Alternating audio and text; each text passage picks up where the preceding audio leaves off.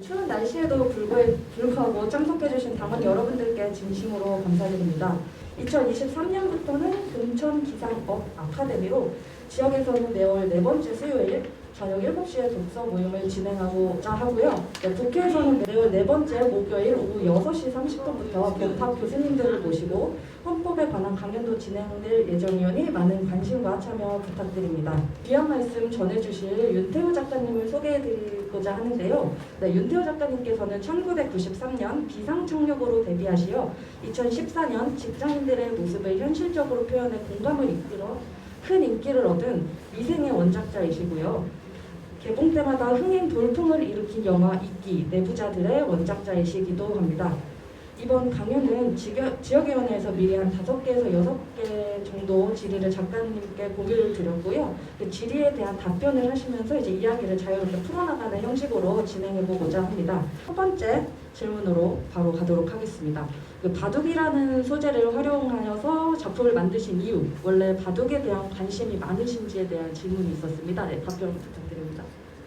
출판사에서 바둑 고수가 세상에 나와서 세상 사람들에게 바둑의 지혜로 뭔가 통렬하게 비판도 해주고 어떤 지혜를 전달하는 이야기를 저보고 이제 해달라고 제안이 온 거예요.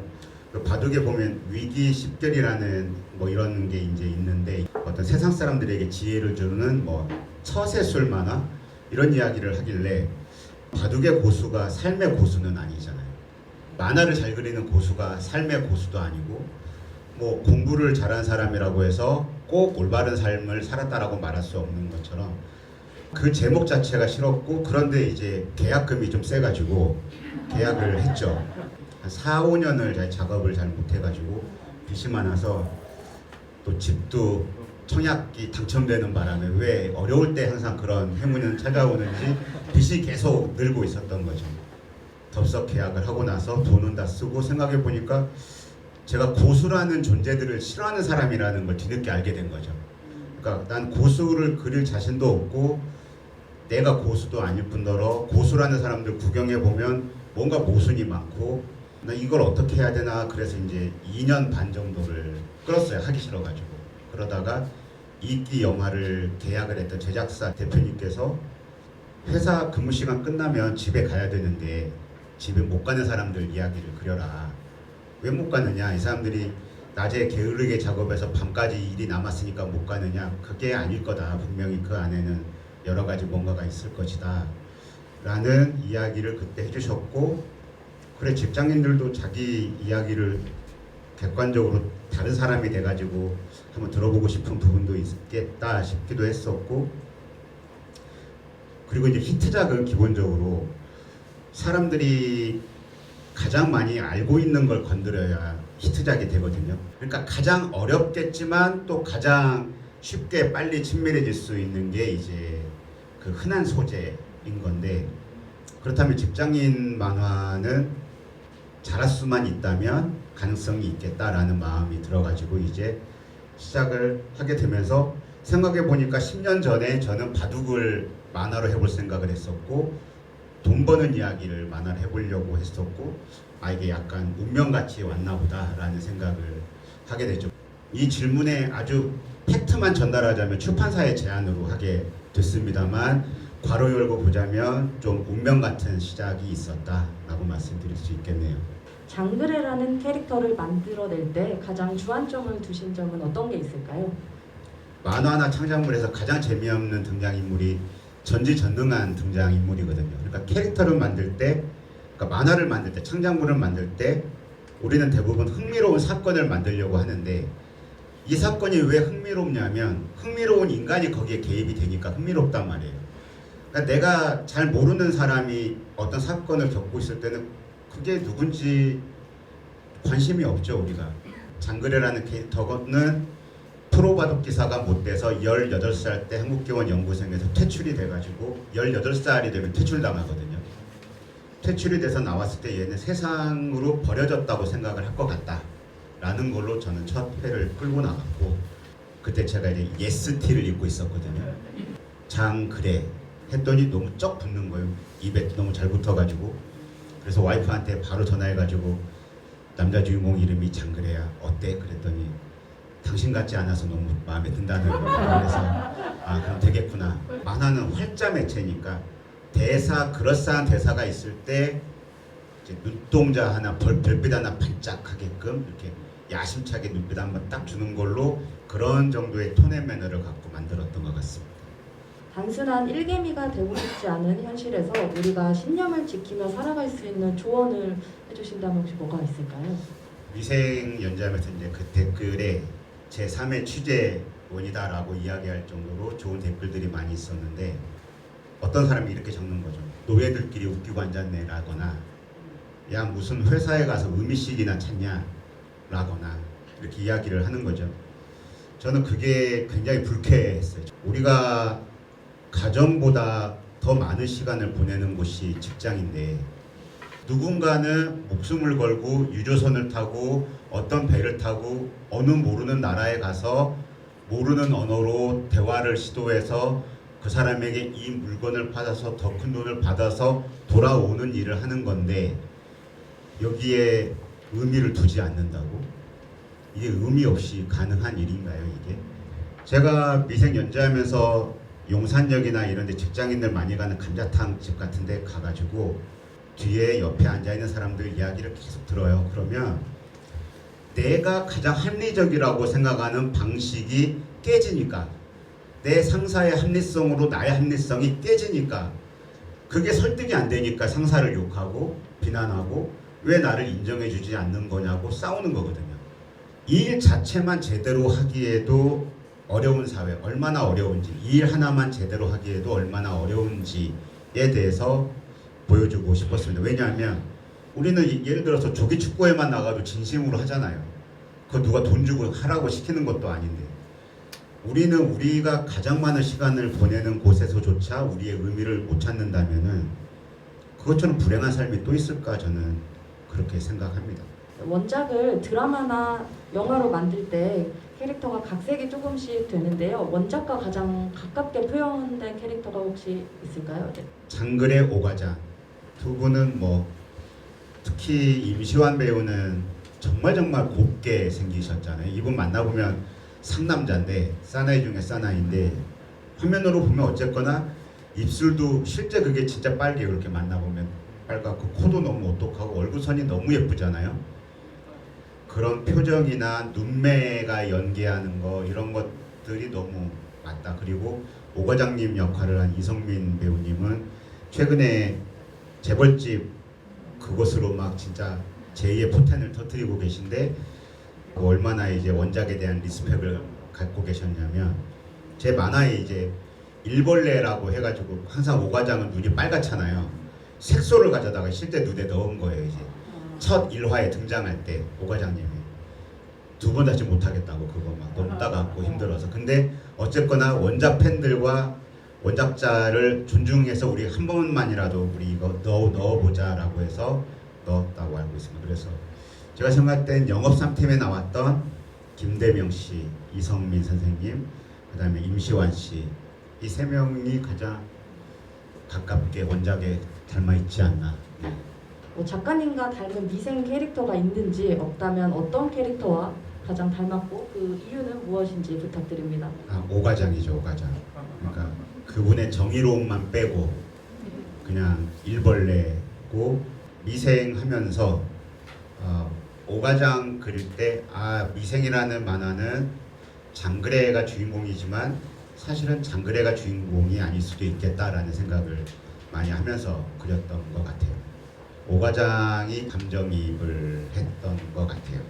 내가 살고 싶은 어떤 모습도 꽤 투영을 했던 것 같고 나한테서 빼고 싶은 모습도 거기에 반영을 좀 많이 했던 것 같고.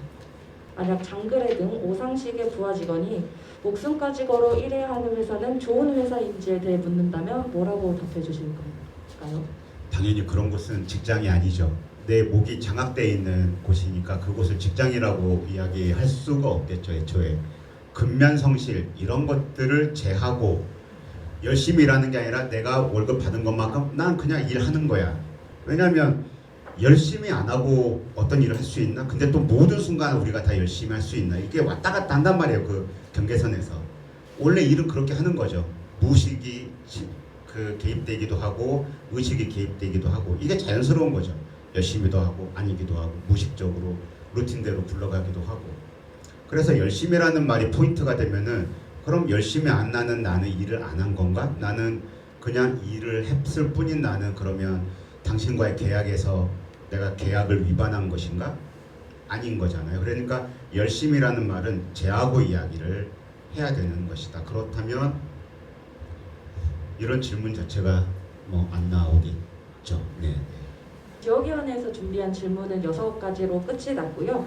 혹시 참석하신 분들 중에서 평소 작가님의 작품을 보시면서 뭐 궁금했던 점, 아니 혹시 작가님께 궁금했던 점이 있으시면 자유롭게 질의해 주시면 감사하겠습니다. 작가님 작품을 보면은 어떤 특정 개인에 대해서 사회나 집단이 가해지는 그 어떤 긴장감이나 이런 것들이 있다는 저는 생각이 드는데 그 작가님이 느끼기에 이 사회나 집단은 주로 어떻게 보여주시는지 한번 듣고 싶은 생각이 있어요. 코엔 형제라는 사람이 그 노인을 위한 나라는 없다라는 영화를 만들었지 않습니까? 그러니까 노인을 위한 나라는 없다라는 건 경험자, 과거의 경험이 축적된 우리들의 나라가 없다라는 소리인 거예요. 그래서 우리는 삶에 대해서 세상에 대해서 불안감을 느끼는 거고 안 잡히니까. 그게 지금 우리가 젊은 세대 혹은 다르게 생각하는 사람들을 대하는 방식인 것 같아요.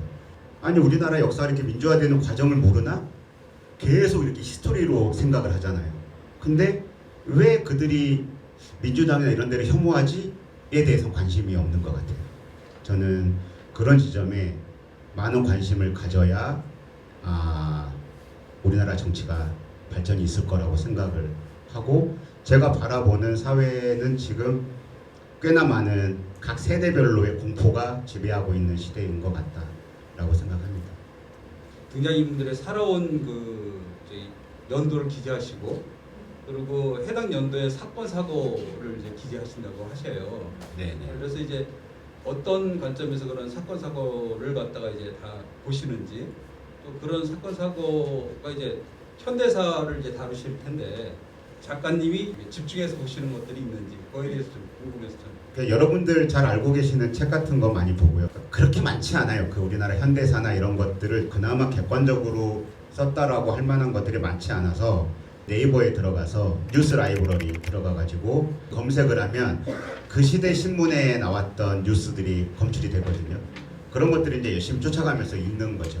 키워드 검색을 해보면 뉴스들이 다 뜹니다. 그리고 앞에 이제 인물 연보 만드는 건 그냥 줄을 쭉 만들어가지고 거기에 이 만화에 등장하는 사람 제일 고령자부터 제일 나이가 어린 사람까지 주연 등장인물들을 만들어 놓고 가장 나이가 많은 사람부터 출생 연도를 쭈쭈쭈 이렇게 적는 거죠. 1960년, 61년, 62년, 63년 쭉 해서 각자가 그때 몇 살이었는지를 적는 거예요. 그 다음에 이제 이 사람들의 이제 그 전문가들이 쓴 사전 같은 글귀를 다 이렇게 이제 옮겨 놓습니다. 그렇게 되다 보면 제 언어로 쓰다 보면 첫 문장 읽자마자 그 다음이 어떻게 쓰여질지 바로 알잖아요. 그러니까 남이 쓴 전문가가 쓴 글귀를 옮겨 놓으면 매번 볼 때마다 새로워요.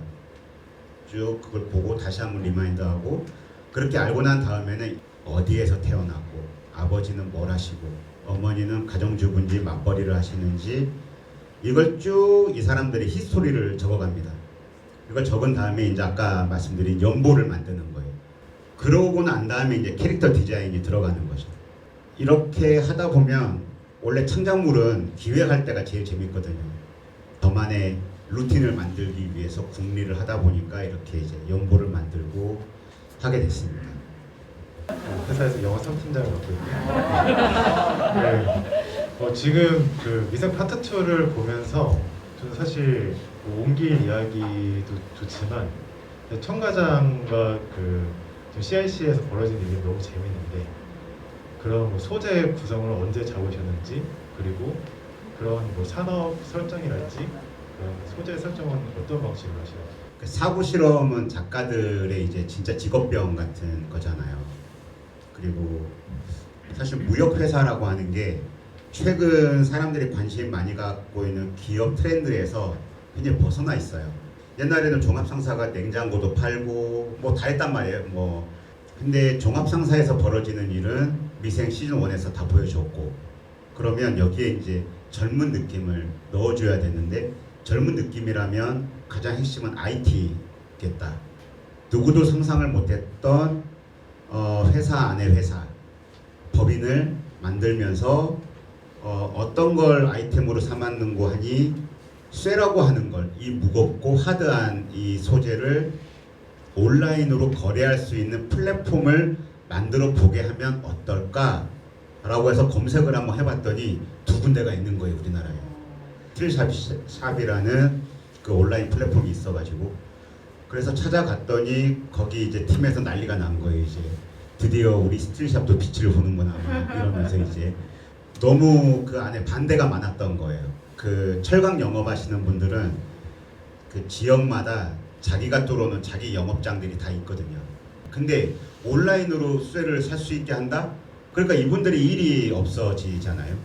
그래서 내부적으로 어마어마한 반발이 있었다는 이야기도 다 듣고, 세계적인 추세가 어떻게 되는지 이런 이야기도 이제 듣게 되는, 방금 말씀드린 순서대로 생각을 해보면 독자들이야 최종 결과물에 대해서만 딱 보니까 아니 어떻게 한 사람 머리에서 이것도 나오고 저것도 나오고 이러냐라고 생각을 하실 수 있겠지만, 사고 실험을 계속 해 나가다 보면은 그래서 이거 가지치고 이래서 가지치고 이렇게 삐뚤빼뚤해서 가다 보면 도착지가 나오는 거죠. 이 나레이션이 양날의 검이 될 수 있는데 나레이션이 많았던 이유가 좀 궁금하고요.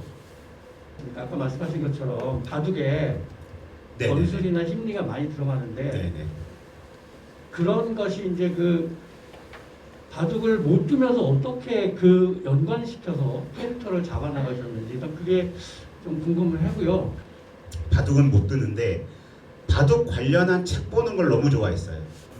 그러니까 프로 바둑 기사들의 어떤 삶, 그들의 어떤 기행들, 뭐 이런 것들 관련한 책 보는 걸 너무 좋아해가지고, 뭐 그때 보니까 낭만 바둑이라고 말할 만큼 정말 독특하고 혹은 교양 넘치고 혹은 정말 기인이라고 말할 수밖에 없는 이런 분들이 많이 있었더라고요. 그래서 이걸 바둑과 삶을 굳이 연결시키려고 하지 말자. 제가 깨달은 건 그거예요. 아까 제가 처음에 말씀드린 것처럼 바둑의 고수가 무슨 세상의 고수입니까? 바둑을 매우 잘 두시는 분인 거죠. 그래서 그냥 그분들도 세상을 힘겹게 살아가는 이야기를 하자라는 거였죠. 소박하게. 그랬더니 접점이 생겨요. 왜냐하면 바둑은 그림을 그리는 일 같아서 의미를 거기에 붙이면 그 의미가 되거든요. 바둑은 해석의 문화이기 때문에 어떤 관점으로 어떤 색채로 해석을 할 것이냐에 따라서 다 그게 맞아요. 그래서 이게 승패에 관련한 프로바둑 기사가 해설을 하는 게 아니라면, 내가 보고 느끼는 것만이라면 나만의 해석이 있는 거죠. 만화는 아까 말씀드린 것처럼 활자 매체고, 저는 성인 만화, 제 만화에서는 읽어가는 재미를 독자들한테 많이 주고 싶었고, 그 다음에 나레이션이 어떤 장점이 있냐면 대사는 거짓말일 수 있어요. 제가 주인공 대사를 쓸 때 이 사람은 상대를 속이기 위한 말일 수 있어요. 그래서 독자도 이 대사에는 잘 안 속아요. 근데 나레이션이 들어가게 되면 진실이라고 생각해요. 그래서 이 나레이션을 가지고 독자들을 주의력을 이끌어갈 수가 있어요. 이렇게 상대방한테는 들키지 않으면서. 그러면 독자들을 조금 더 편하게 제가 원하는 트릭으로 모시고 올 수가 있어요. 그래서 나레이션을 종종 자주 쓰고 있는 편입니다. 많은 명대사가 나오는데 그 중에 이제 제가 이제 감명 깊었던 게 버텨라 그러면 이길 것이다, 우리는 아직 미색이다, 뭐 이런 대사들이 있었습니다. 이런 대사를 통해서 이제 제 삶에 반영을 해서 제가 많은 생각을 하고 살았었는데, 혹시 이 미생이라는 이 만화를 통해서 독자들에게 하고 싶었었던 이야기가 있었는지 그것 좀 알려주시면 감사하겠습니다. 그 버텨라 이길 것이다는 드라마에만 나오는 대사 같고요. 그러니까 저는 버터락까지는 제가 쓴 것 같은데 이기라는 표현은 저답지 않은 글이거든요. 저는 그런 걸 안 좋아하기 때문에. 근데 드라마는 좀 더 명료해야 되거든요. 그래서 아마 드라마에서는 그렇게 넣은 것 같은데, 그리고 그때 그거 연재할 때가 주 2회 마감을 하고 주 2회 세종대에 나가서 강의를 하고 협회 관련한 일을 하고 이랬던 상황이기 때문에 어떻게 하면 좀 잠을 잘 수 있나, 어떻게 하면 빨리 이걸 마감할 수 있나, 제 시간에 마감할 수 있나, 그냥 제가 하고 싶은 말은 만화 안에 다 있다고 생각을 하고요. 만약에 말이 있었다면 만화 안에 다 있다고 생각을 하고, 제 목소리로 그런 걸 말하는 건 되게 멋지지 않은 것 같아요. 네, 윤태호 작가님께서 처음에 서두에 고수라는 분들을 그렇게 좋아하지 않는다는 말씀을 하신 것 같은데 막상 본인은 아주 고수 같지 않으세요? 대단한 고수시고 정말 많이 공부하시고 많이 연구하시고 했다는 생각이 들어서 저는 강연 이제 몇 번째 듣습니다만 그럴 때마다 숙연해지기도 하고 존경의 마음을 품습니다. 금천에 오셔서 귀한 말씀 해주셔서 정말 감사하고 앞으로도 작가님이 하시고 싶은 말씀 만화를 통해서 많이 이 사회에 전달해 주시길 기대하겠습니다. 그리고 오늘 정말 추운 날인데 많이 와주셔서 감사합니다. 그리고 앞으로 이 독서 모임에 계속 함께해 주시길 부탁드리겠습니다. 감사합니다. 네, 감사합니다.